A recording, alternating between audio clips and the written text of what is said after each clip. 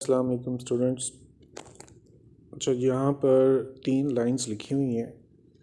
पहले हम इस चीज़ को फॉलो कर लेते हैं। ये पहले से ही मैं लिख के रखी हुई हैं 3 चीज़ें। एक तो कुछ बात समझने के लिए आप समझिए कि आप यहाँ पर 3 लोग बैठे हुए हैं। एक यहाँ पर AF के स्टूडेंट्स बैठे हुए हैं 2nd सेमेस्टर के, और दूसरा यहाँ पर BBA 2 के बैठे हुए हैं स्टूडेंट्स, और तीसरा यहाँ पर स्प्रिंग का BBA बैठा हुआ है। दोबारा गौर से देख लें ताकि आपको समझ लग जाए कि ये हम जो चीज़ें डिस्कस कर रहे हैं ये तीनों सेमेस्टर्स के लिए हैं, चाहे वो AF में है, चाहे वो BBA के अंदर हैं, चाहे वो स्प्रिंग के BBA के अंदर हैं। तो तीनों के लिए कॉस्ट अकाउंटिंग ज़रूरी है और तीनों ही इस चीज़ को फॉलो अप करेंगे। वापस अपनी लाइंस पर आते हैं। सबसे ऊपर आपके सब्जेक्ट का नाम लिखा हुआ है, the subject name is cost और मैनेजमेंट अकाउंटिंग। अच्छा, चूँकि अभी ये डिस्कशन कॉमन है तो आप समझिए कि कॉस्ट और मैनेजमेंट के दरमियान में हाइफन है। इसका मतलब है कॉस्ट अकाउंटिंग एक डिफरेंट चीज़ है और मैनेजमेंट अकाउंटिंग एक डिफरेंट चीज़ है। हमारी जो कोर्स आउटलाइन है वो कॉस्ट की डिफरेंट है, मैनेजमेंट की डिफरेंट है। आप लोग प्लीज़ जो आपसे मॉड्यूल्स शेयर हुए हैं वहाँ आप चेक कीजिएगा, तो आपको कॉस्ट अकाउंटिंग का एक सेपरेट मॉड्यूल मिलेगा और मैनेजमेंट अकाउंटिंग का सेपरेट मॉड्यूल मिलेगा। अच्छा, अब दूसरी बात ये है कि स्प्रिंग में जो लोग नए बच्चे आए हैं ये उनके लिए भी है और वो भी कॉस्ट और मैनेजमेंट अकाउंटिंग पढ़ेंगे। अच्छा, जिस चैप्टर को हम स्टार्ट करने लगे हैं उस चैप्टर का नाम शॉर्ट करके अगर आप देखेंगे तो यहाँ आपको CGS नज़र आ रहा है। तो आप जब फ्रीक्वेंटली डिस्कशन किया करेंगे तो CGS ऐसे करके आप बात करेंगे। ये हमारा चैप्टर है CGS, जिसको cost of goods sold statement बोलते हैं। इसके साथ ही हम जो एक और इसका पैटर्न पढ़ेंगे वो इनकम स्टेटमेंट है। तो कलेक्टिवली इसको बोलेंगे cost of goods sold statement और इनकम स्टेटमेंट। ये एक ब्रीफ सी इंट्रोडक्शन है। आप समझ गए होंगे कि ये आपके सेमेस्टर का हिस्सा है और वो तीनों ही क्लासेस के लिए, जो 3 क्लासेस यहाँ पे बैठी हुई हैं, तीनों क्लासेस के लिए कॉमन चैप्टर है। अब हम अपना रेगुलर स्टार्ट लेते हैं इस चैप्टर के इंट्रोडक्शन का। सबसे पहला क्वेश्चन मैं आपसे पूछूंगा और ऑब्वियसली आप उसी वक्त तो आंसर नहीं दे पाएंगे, लेकिन आप आंसर दीजिए अपने आप को और चेक कीजिए कि क्या आपका आंसर कितना करेक्ट है। Whenever somebody is doing business, तो what could be the basic motive behind the business.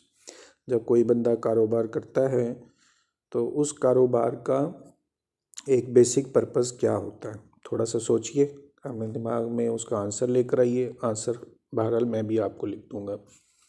तो क्वेश्चन क्या है कि आप अगर कारोबार शुरू करते हैं तो उसके पीछे मकसद क्या होता है। What is basic motive behind doing a business. सोचा? ओके। अगर तो आपने ये सोचा कि असल पर्पस कारोबार करने का प्रॉफिट है तो आपने ठीक सोचा। What does that mean? If anybody is doing business, the basic purpose of doing business is to get profit. अच्छा, let's say let's have an example. If somebody had opened a garment shop, तो वो trader है और garment shop उसने क्यों खोली है? Obviously to earn profit. थोड़ा सा और सोचिए कि वो प्रॉफिट कैसे लेगा। तो 2 एक्टिविटीज़ वो करेगा। इन 2 एक्टिविटीज़ में सबसे पहले वो गारमेंट्स को ख़रीदेगा यानी कि परचेज़ करेगा। उसको इंग्लिश में हम लिख रहे हैं परचेज़। और इस ख़रीदी हुई चीज़ को वो ऑब्वियसली अपनी दुकान पे कुछ वक्त के लिए रख के सेल करेगा, तो ही उसको जज किया जाएगा कि आया वो प्रॉफिट अर्न कर रहा है। जैसे लेट्स से कि एक गारमेंट्स उसने बाय की 10 रुपीज़ की। Just giving you an example. एक गारमेंट, एक शर्ट या एक trouser he had bought for ₹10 and now he is willing to sell it for ₹12, just giving an example। तो आप सोचिए उसको कितना प्रॉफिट हुआ। अगर 10 रुपये की कोई product he have bought and he is willing to sell और he had sold it for ₹12, 10 रुपये की चीज़ खरीद कर 12 रुपये की बेची, तो how much profit he will gain? ₹2 would be the profit। okay, so what we have seen in any business, हम डिस्कशन कर रहे हैं और वो डिस्कशन क्या है कि अगर कोई बंदा बिज़नेस करता है, उस बिज़नेस का असल पर्पज़ क्या होता है कि वो चीज़ें ख़रीदता है। जैसे हमने देखा कि ₹10 की एक कमोडिटी उसने परचेज़ की और उसने उस कमोडिटी को 12 रुपये का सेल कर दिया और ultimately he have got profit of ₹2। यही सारी बिज़नेस की एक्टिविटीज़ होती हैं। एक छोटी सी एग्जांपल हम और काउंट करते हैं, आप साथ साथ आंसर कीजिएगा। अगर लेट्स से एक ट्रेडर है और उसने एक प्रोडक्ट परचेज़ की, सिमिलरली वो प्रोडक्ट परचेज़ कर रहा है ₹12 की और उसने इसको सेल किया है ₹10 में। तो अब बताइए ऊपर वाली सिचुएशन में और इस सिचुएशन में क्या फ़र्क है। ऊपर हमने जैसे देखा कि ₹10 की परचेज़ की, ₹12 की सेल की, तो ₹2 प्रॉफिट हो गया। अब उसने उस प्रोडक्ट को परचेज़ किया ₹12 में, लेकिन he can only sell that product for ₹10। तो जो अब भी डिफरेंस आ रहा है वो 2 है, लेकिन क्या ये प्रॉफिट होगा? आंसर कीजिए अपने दिमाग में। तो it would not be considered as profit, चूँकि वो 12 की चीज़ परचेज़ करके 10 रुपये में बेच रहा है, तो it would not be considered as profit, that would be loss of the business. ये 2 सिचुएशंस होती हैं, इट्स वेरी कॉमन थिंग। आप ख़रीदते हैं, उसको बेचते हैं, तो sometimes you will get profit and sometimes you will get loss. Okay, अब जो जिस बात पर आपने कंसंट्रेशन करनी है वो ये कि ये जो ख़रीदी थी चीज़ वो 10 रुपये की थी। तो क्या जब हम कोई प्रोडक्ट परचेज़ करते हैं तो सिर्फ वही तरह के एक्सपेंसेस होते हैं, यानी सिर्फ ख़रीदने के एक्सपेंसेस होते हैं जब आप गारमेंट्स परचेज़ करते हैं, या उसके साथ कुछ और भी एक्सपेंसेस एसोसिएट होते हैं? तो it's very simple to understand. आप ख़रीदने जाएंगे तो आपको वहाँ पे उसका कैरेज पे करना पड़ेगा। व्हाट डज़ दैट मीन कि आपने उसका किराया अदा करना है, आपने वेजेस पे करनी है, आपने फ्रेट पे करना है, मतलब कुछ एक्सपेंसेस और भी पे करने हैं। आप लेट्स से मेन मार्केट में गए और वहाँ रिक्शे पर अपनी गारमेंट्स रख के आए, 2-4 थान आपने परचेज़ करने थे तो रिक्शे पे रख के ले आए, या ज़्यादा परचेज़ करने थे वैन पे रख के ले आए, उससे ज़्यादा परचेज़ करने थे आप ट्रक पे परचेज़ करके ले आए। तो जो ट्रक का किराया आपने अदा किया तो वो भी तो गारमेंट्स का खर्चा है। अब जो हमारे चैप्टर का नाम है वो वापस आए, cost of good sold statement. What does that mean कि हमने ये जो मैंने हाईलाइट किया हुआ है परचेज़ यानी कि आने वाली कॉस्ट, कुछ मैं ऐसे लिख दूं अगर इसको कि परचेज़ का मतलब ये है कि उस प्रोडक्ट की क्या कॉस्ट आ रही है। तो सेल में से अगर हम कॉस्ट लेस करेंगे तो हमारा प्रॉफिट हम ऑब्ज़र्व कर लेंगे। अच्छा जी, अब आपने एक काम करना है, इस जगह पर इतने हिस्से का आप स्क्रीनशॉट लेंगे, उसको सेव कर लें और बाद में उसको लिखने के काम आ जाएगा। चूँकि अब ये मैं इसको रेज़ करने लगा हूँ तो पहले आप स्क्रीनशॉट ले लें और उसके बाद हम नेक्स्ट वर्किंग करेंगे। बहरहाल बात आपने ये समझनी है कि सेल में से जब कॉस्ट लेस करते हैं तो वो आपका प्रॉफिट आता है। हमारा एक्चुअल टॉपिक जो इस चैप्टर का है वो है cost of goods sold statement, और वही ये एक पॉइंट हम पहले डिस्कस करेंगे और उसके बाद सेल पर भी जाएंगे और प्रॉफिट पे भी जाएंगे, लेकिन पहला पॉइंट जो हमने डिस्कस करना है वो कॉस्ट है। ओके, अब यहाँ एक बात और भी आपको फील हो रही होगी, ये वाला कॉलम ये थोड़ा सा वाइड है, इसकी विड्थ ज़्यादा है, फिर नेक्स्ट कॉलम की विड्थ थोड़ी सी कम है, उससे नेक्स्ट कॉलम की विड्थ उतनी है और उससे नेक्स्ट कॉलम की विड्थ उतनी है। इट मींस कि ये जो 3 कॉलम्स आपको नज़र आ रहे हैं, ये 3 कॉलम्स का साइज़ छोटा है और एक जैसा है, और जो ये फर्स्ट कॉलम है इसका साइज़ थोड़ा सा बड़ा है। आपका जो इस चैप्टर का परफॉर्म है वो इसी तरह से आप ड्रॉ किया करेंगे, जिसके अंदर मैं आपसे क्या बोल रहा हूँ कि यहाँ पर ये वाला जो कॉलम है ये एक कॉलम है उसके बाद जो ये कॉलम है this is the second column, और जो ये कॉलम है थर्ड वाला ये भी आप ड्रॉ करेंगे, ये थर्ड कॉलम है। और उसके बाद जो ये है ये डिटेल्स के लिए है, और इसको भी आप कॉलम वाइज में शेप दे देंगे। ये जो ऊपर की तीन चीज़ें हैं यहाँ पर आप अमाउंट या रुपीज़ आप लिखेंगे जैसे आप पहले लिखते आए हैं। जो आई कॉमर्स हैं उनको तो बड़े अच्छी तरह से अंदाज़ा है, और जो आई कॉम में नहीं भी थे उन्होंने फर्स्ट सेमेस्टर पढ़ा हुआ है, हम रुपीज़ लिखते हैं। और यहाँ पर आप जो डिटेल डिस्कशन में आएगी वो आपने डिस्कस करनी है। ये जो पूरा काम हम कर रहे हैं ये बेसिकली हम CGS क्रिएट करेंगे, cost of goods sold statement. Okay, अब जो नेक्स्ट काम करना है, मैंने आपको पहले बताया था कि 10 रुपये की कॉस्ट थी, 12 का उसको बेचा था, 2 रुपये प्रॉफिट हुआ। जो आपकी कॉस्ट ऑफ गुड्स सोल्ड है आपने उसको यहाँ पर क्रिएट करना है।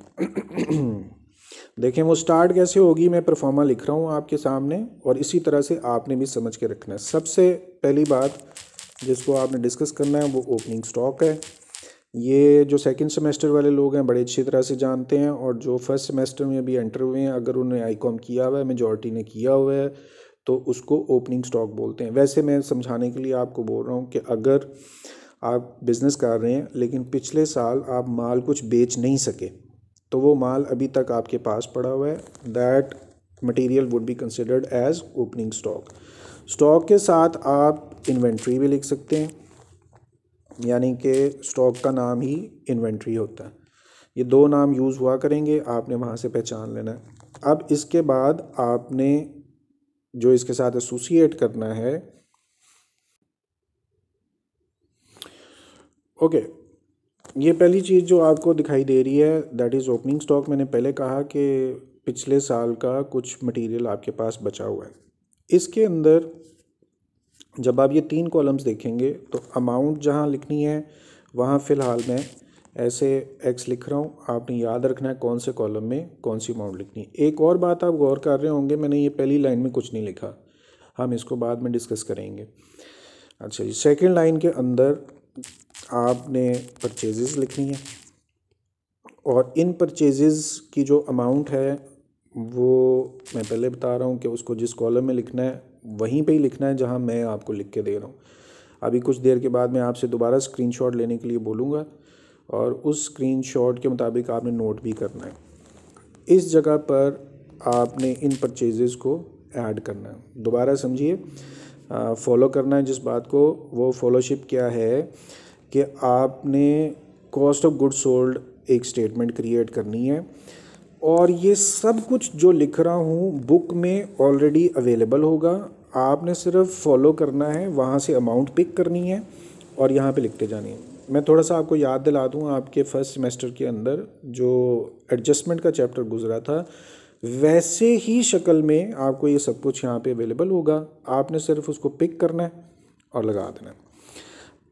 जैसे ओपनिंग स्टॉक है तो चैप्टर में और क्वेश्चन में गिवन होगा, फिर उसके बाद परचेजेस हैं तो क्वेश्चन में गिवन होगा। परचेजेस में कुछ चीज़ें ऐड करनी है और कुछ चीज़ें आपने लेस करनी है। अब इसमें कौन सी चीज़ें ऐड होंगी, जो आपके डायरेक्ट एक्सपेंसेस हैं, वहीं पे साथ में लिख रहा हूँ। और थोड़ा सा याद करें ज़रा डायरेक्ट एक्सपेंसेस क्या होते थे, एक दो याद आया तो वो ज़रा दिमाग में दोहराएं। अब चूँकि डायरेक्ट मैं आंसर आपको तो क्लास में ही लूँगा, लेकिन अभी आप ज़रा सोचिए कि डायरेक्ट एक्सपेंसेस कौन से थे। फ़िलहाल आपने ये समझना है कि वो एक्सपेंसेस जो आप अपनी प्रोडक्ट को परचेज़ करने के लिए करते हैं, उन सारे एक्सपेंसेस को डायरेक्ट एक्सपेंसेस बोलते हैं। अब ज़रा नाम भी याद करना शुरू करें। जैसे आपने पढ़ा कि वो कैरेज था, जैसे आपने पढ़ा वो फ्रेट था, जैसे आपने पढ़ा वो ऑक्ट्रोल था, कस्टम ड्यूटी थी। लाइंस बचाने के लिए मैं साथ साथ ही लिख रहा हूँ। जैसे वो रेलवे चार्जेस थे, लाइन के अंदर ही रहने देता हूँ। तो कैरेज, फ्रेट, ऑक्ट्रोल, ड्यूटीज़ जैसे कस्टम ड्यूटी है वो आपने लिख दी, रेलवे चार्जेस लिख दिए। इसके अलावा जितने भी एक्सपेंसेस हैं वो जो आपने परचेज़ को करने के लिए लिखें। दोबारा इस परफॉर्मे की शक्ल देख लें आप क्या कर रहे हैं, 3 कॉलम्स इधर बना रहे हैं, पहला, दूसरा और तीसरा, और उसके बाद आप ये ओपनिंग स्टॉक लिखा ये बुक में दिया होगा, आपने अमाउंट बाहर लिख देनी है। उसके अंदर आपने ऐड करना है डायरेक्ट एक्सपेंसेस को। डायरेक्ट एक्सपेंसेस कुछ मैंने लिख दिए हैं, मेन आपको वहाँ पर बुक से नज़र भी आया करेंगे, और आपने सिर्फ उसका थीम ये समझना है कि जिन एक्सपेंसेस की वजह से आपने वो चीज़ें ख़रीदनी हैं। अब ये जो नाम मैं लिख रहा हूँ ये थोड़ी थोड़ी एक्सप्लेन करता हूँ जल्दी से। कैरेज का मतलब होता है किराया, रेलवे चार्जेस का मतलब होता है किराया, फ्रेट का मतलब होता है किराया, और कस्टम ड्यूटी का मतलब होता है किराया। ये ऑक्ट्रोल का मतलब क्या होता है वो हम थोड़ी देर में एक्सप्लेन करते हैं, मैं पहले ये बता दूं ये कैरेज, ये सारों का मतलब किराया किराया किराया किराया। तो चूँकि आप प्रोडक्ट परचेज़ करते हैं तो उस पर आने वाले किराए को ही बोलते हैं।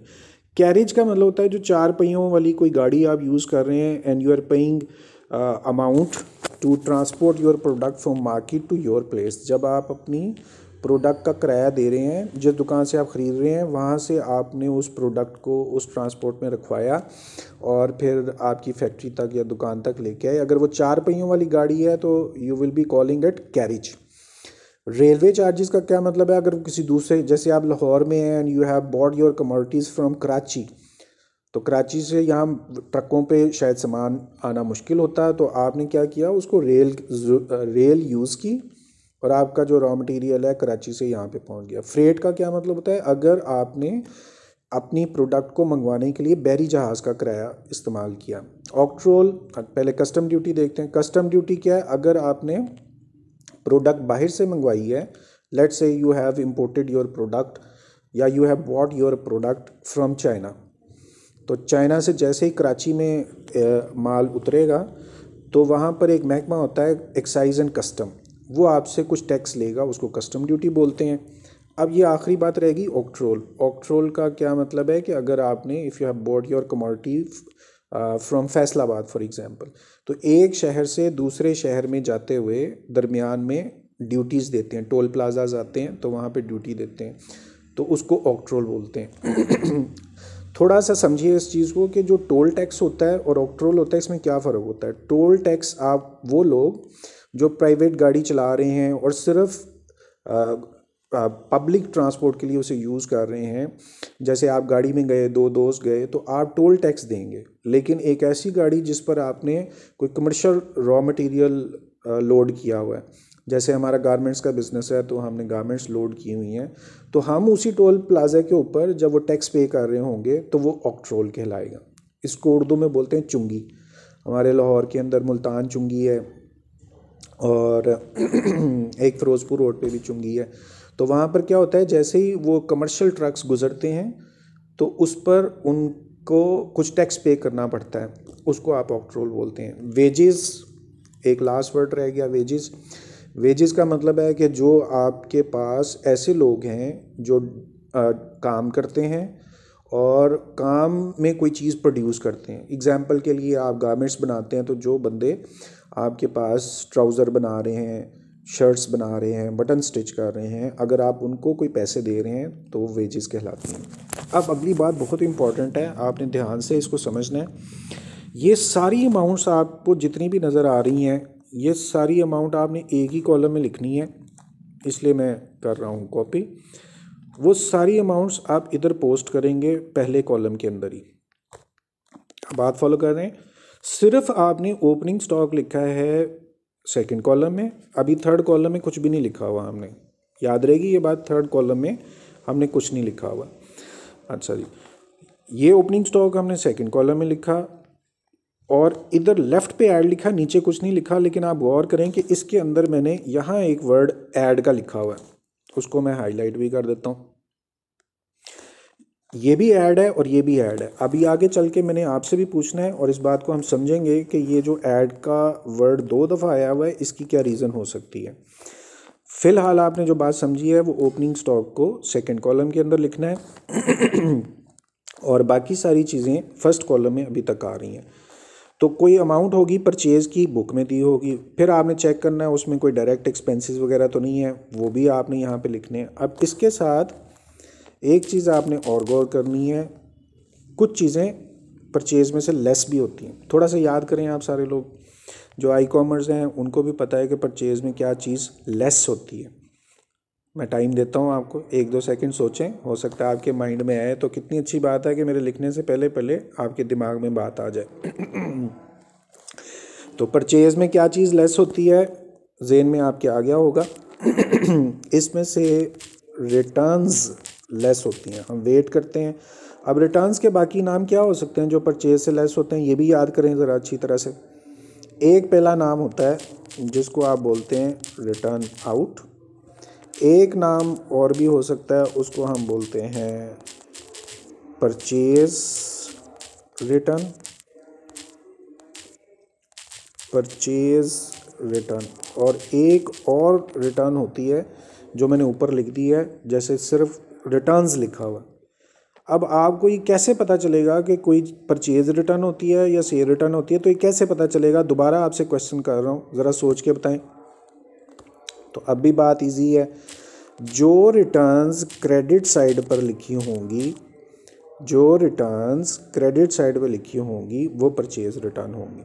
ओके, अब मैंने आपसे जो चीज़ डिस्कस की है वो क्या है, ओपनिंग स्टॉक को आपने सेकंड कॉलम में लिख दिया, और जितनी भी बाकी चीज़ें हैं वो सारी की सारी आप, ये जो रिटर्न है थोड़ा सा बाहर जा रहा है, कहीं आपको परेशानी ना हो इसलिए इसको छोटा कर देते हैं। अच्छा जी, ये जो रिटर्न्स हैं इसकी भी अमाउंट आपने यहीं फर्स्ट कॉलम के अंदर ही लिखनी है। अब बात आपको दिखने में सारी चीज़ क्लियर हो रही है। यहाँ आप देखें थर्ड कॉलम बिल्कुल खाली है और सेकंड कॉलम के अंदर आपने सिर्फ ओपनिंग स्टॉक लिखा हुआ है, और इसके अलावा जितनी भी अमाउंट्स प्लस माइनस हो रही हैं वो सारी की सारी फर्स्ट कॉलम के अंदर आ रही हैं। ओके, और उसके बाद जो ये रिटर्न्स हैं ये भी फर्स्ट कॉलम के अंदर आ रही हैं। अब ज़रा गौर से इस चीज़ को देखें, एक परचेज़ की कोई अमाउंट होगी, आपने उस परचेज़ में ही सारे डायरेक्ट एक्सपेंसेस ऐड कर देने हैं। ये परचेज़ की अमाउंट है और ये जितने भी एक्सपेंसेस होंगे वो सारे आपने परचेज़ में ऐड कर देने हैं, और अगर रिटर्न्स उस क्वेश्चन के अंदर हुई तो उनको भी लेस कर देना है। और एक चीज़ और जिसको आपने फाइंड आउट करना है, क्वेश्चन में पहले से ढूंढना है, वो है discount on purchase. Discount on purchase का क्या मतलब है कि अगर आपने जब चीज़ ख़रीदी तो उसमें से कुछ डिस्काउंट आपको मिल गया, वो भी आपने लेस ही करना है, और उसकी अमाउंट भी आपने ये फर्स्ट कॉलम के अंदर ही लिखनी है। बस आप गौर कीजिएगा, ज़रा बात को अच्छी तरह से समझिएगा कि परचेज़ में कुछ चीज़ें ऐड हुआ करेंगी। ये जो आपको नज़र आ रही हैं ये परचेज़ में कुछ चीज़ें ऐड होंगी, और दो चीज़ें जैसे मैंने लिखी हैं ये दो चीज़ें लेस होंगी। परचेज़ में कुछ चीज़ें ऐड होंगी, कुछ चीज़ें लेस होंगी। इस पूरे कॉलम का एक ही आंसर निकलेगा, और उस एक आंसर का यानी जो फाइनल आंसर निकला हुआ है वो आपने सेकंड कॉलम के अंदर निकाल के लिख देना। ओके, दोबारा इसकी शक्ल ज़रा गौर से देख लें। ओपनिंग स्टॉक को सेकंड कॉलम में लिखा हुआ है, परचेज़ को फर्स्ट कॉलम में लिखा हुआ है। इसके अंदर कुछ चीज़ें ऐड होनी हैं और कुछ चीज़ें लेस होनी हैं। तो परचेज़ में जो चीज़ें ऐड होती हैं उन्हें प्लस कर दें, जो चीज़ें माइनस करनी है उनको लेस करके फाइनल आंसर आपने सेकंड कॉलम के अंदर लिख देना। आपको इस वक्त इस वीडियो को स्टॉप करना है, और स्टॉप करके कुछ देर इसकी शक्ल को गौर से देखते रहना है। और जैसे ही आप 2-4 मिनट इसकी शक्ल को देखें तो तब आपने वीडियो को दोबारा प्ले करना है, कुछ देर के लिए रुक जाना है, क्योंकि ये जो चीज़ है इसकी शक्ल ज़हन में डालना भी ज़रूरी है, और ये जो अमाउंट्स लिखनी है ना ये आपको परेशान करेंगी बाद में। तो इस परेशानी को दूर करने के लिए आज ही आपने अपना माइंड क्रिएट कर लेना है कि मैंने ये वाली जो अमाउंट्स हैं किस जगह के ऊपर लिखनी है। ओके जी, अब आपके पास एक जो फाइनल चीज़ आई हुई है वो ओपनिंग स्टॉक है, और उसमें ऐड करना है इस पूरे आंसर को। वो ऐड इधर लिखा हुआ है, मैं करके भी आपको दिखा दूंगा कुछ देर के बाद। और एक अब आप इसमें ऐड कर रहे हैं और चीज़ वो क्या है। कुछ लोग ये जैसे ओपनिंग स्टॉक है, आप थोड़ा सा अगर याद करते तो आपको ये चीज़ याद आ जाती कि जहाँ ओपनिंग स्टॉक होता है वहाँ पर दूसरा कौन सा स्टॉक है। ओके, कुछ लोग बोल पड़े होंगे दूसरे स्टॉक का नाम है क्लोजिंग। तो क्लोजिंग स्टॉक और या इसका नाम क्लोजिंग इन्वेंट्री भी हो सकता है, और उसकी भी अमाउंट को आपने डायरेक्ट दूसरे कॉलम के अंदर लिखना है। अब आप गौर करें, आपके सामने क्या बात आ रही है। ओपनिंग स्टॉक एक थर्ड कॉलम में लिखा है और परचेज में ऐड और लेस जो चीज़ें कराने के बाद फाइनल आंसर है वो लिखा हुआ है, और एक आपके पास जो आंसर आ रहा है वो क्लोजिंग स्टॉक का है। तो आप बस इन तीन रकमों को अब अपने दिमाग में रखें थोड़ी देर के लिए। ये जो 1, 2 और 3, ये 1, ये 2 और ये 3, इन अमाउंट्स को समझ में रखें। ओपनिंग स्टॉक में परचेज ऐड करनी है और परचेज में जो चीज़ें ऐड लेस करके फाइनल आंसर आपने यहाँ लिखना है। ऊपर आपने ओपनिंग स्टॉक लिखा हुआ है, परचेज का फाइनल आंसर यहाँ लिखा हुआ है, और फिर क्लोजिंग स्टॉक। ओपनिंग स्टॉक में ये जो परचेजेज हैं ये प्लस करनी है, जिसका निशान हमने यहाँ पर लिखा हुआ है, और जो क्लोजिंग स्टॉक है उसको लेस करना है। और जब ये इन दोनों अमाउंट्स को, यानी मैं दोबारा बोल रहा हूँ, ओपनिंग स्टॉक में परचेज को ऐड करके क्लोजिंग स्टॉक को लेस करके जब फाइनल आंसर आपके पास आया हुआ है तो वो फाइनल आंसर आपने इधर लिख देना। और ये एक्चुअली जो टोटल कॉस्ट आ रही है आपकी उस चीज़ को बनाने के लिए वो ये लिखा है। अच्छा जी, अब मैं आपको थोड़ी सी याद दहानी करा दूं, हम क्या लिख रहे थे पहले कि हमने कुछ चीज़ें सेल करनी है। वो कौन सी चीज़ें हैं जिनको हमने ख़रीदा हुआ है यानी परचेज़ किया था। जैसे हमने ये एग्जांपल देखी थी कि 10 रुपीज़ की कोई प्रोडक्ट है, हमने उसको प्रोडक्ट को 12 रुपीज़ का बेचा तो हमारे पास प्रॉफिट आया था 2 रुपीज़ का। अब ये वाली जो शक्ल है इसको आपने याद रखना है कि ये हमने क्या किया था, 10 रुपये की चीज़ ख़रीदी और उसको 12 का बेचा और हमें प्रॉफिट हुआ 2 रुपीज़ का। यही मैं आपको अब दोबारा याद करवाऊँगा। ये जो अमाउंट आपके पास आई हुई है इसको, ये टोटल कॉस्ट है जो उस ख़रीदने वाली, जो एग्जांपल में हमने देखा ना 10, वो ये है। यानी कि जो टोटल कॉस्ट आई हुई है वो आपके पास जो इस कॉलम में अमाउंट आएगी that would be called cost. और ये मैंने आपको समझाया था उस वक्त भी कि परचेज़ का मतलब होता है कॉस्ट, यानी कि जो भी आपने प्रोडक्ट परचेज़ किए उस पर आने वाला क्या ख़र्चा है। ये जो अमाउंट आपको नज़र आ रही है इस अमाउंट को, ये पूरी की पूरी अमाउंट जो है that is called the cost. अच्छा, अब मैं आपको कुछ एक चीज़ और भी याद कराता हूँ कि हमने जो ये पहली लाइन, ये वाली जो पहली लाइन थी, ये पहली लाइन हमने क्यों खाली छोड़ी हुई थी। ये मैं दोबारा रेज़ कर देता हूँ। अब मैं दोबारा लिख भी दूंगा आपको, अगर आपको प्रॉब्लम हुई तो बस ये समझना है कि हमने इन तीन चीज़ों को सामने रख के तैयार किया था अपना परफॉर्मा। अच्छा, अब बारी आती है कि ये जो कॉलम है ये मैंने क्यों खाली छोड़ा हुआ था। वो आप में से कुछ बताएगा कि सबसे ऊपर हमने क्या लिखना था। ओके, कुछ बच्चों को ज़हन में आ गई होगी बात कि सबसे पहले लिखना था आपने सेल्स, और सेल्स की अमाउंट को आपने डायरेक्ट थर्ड कॉलम के अंदर यहाँ पे पोस्ट कर देना। अब गौर से देखिएगा, आपके सामने ये बस दो अमाउंट्स हैं जो नज़र आ रही हैं आपको। एक यहाँ पर सेल की अमाउंट और एक इस पूरे प्रोसीजर की जो कॉस्ट है वो आपके सामने नज़र आ रही है। जो हमने एग्जांपल में क्या किया था कि आपकी जो कॉस्ट है या जो चीज़ आपने परचेज़ की है उसकी कॉस्ट आ रही है 10, आपने उसको बेच दिया था 12 रुपये का, तो 12 और 10 के बाद 2 रुपीज़ जो था वो आपका प्रॉफिट था। यही हमने किया था कि 10 की चीज़ ख़रीदी, 12 का उसको बेचा तो 2 रुपीज़ हमें प्रॉफिट हुआ। बस आपने यही समझ लेना है कि सेल ये वाली जो अमाउंट है एक्चुअली ये वही 12 रुपये हैं, और ये वाली कौन सी अमाउंट है जो 10 रुपये हैं, लेकिन हमने उस पर आने वाले तमाम एक्सपेंडिचर्स को, यानी यहाँ से लेकर यहाँ तक जितने भी एक्सपेंडिचर थे उन सब को काउंट किया, कुछ चीज़ें प्लस की ऐड की, वो साथ साथ में लिखा हुआ है। इन सारे के सारी चीज़ों को आपने 10 रुपीज़ समझ लेना। ये जो आपकी चीज़ है ये आपके पास, जो ये वाली चीज़ है ये आपके पास है, ये 10 रुपीज़ आपकी कॉस्ट है। ये मैं दोबारा आपको हाईलाइट करके दे रहा हूँ कि ये जो पूरा प्रोसीजर आपने किया हुआ है ना, ये वही 10 रुपये का प्रोसीजर है जो आपने बार बार करना है। अच्छा जी, अब ये आपने 12 रुपये की उसको सेल की, 10 रुपये उसकी कॉस्ट आई हुई थी, तो इसका जो फाइनल आंसर आपके पास आएगा वो अब आपको अच्छी तरह से पता होना चाहिए कि वो क्या होगा। अगर तो आपने 12 रुपये में सेल किया और कॉस्ट उसकी 10 रुपये थी तो आप उसको प्रॉफिट लिखेंगे, और अगर वो लॉस हुआ तो फिर आप उसको लॉस लिखेंगे।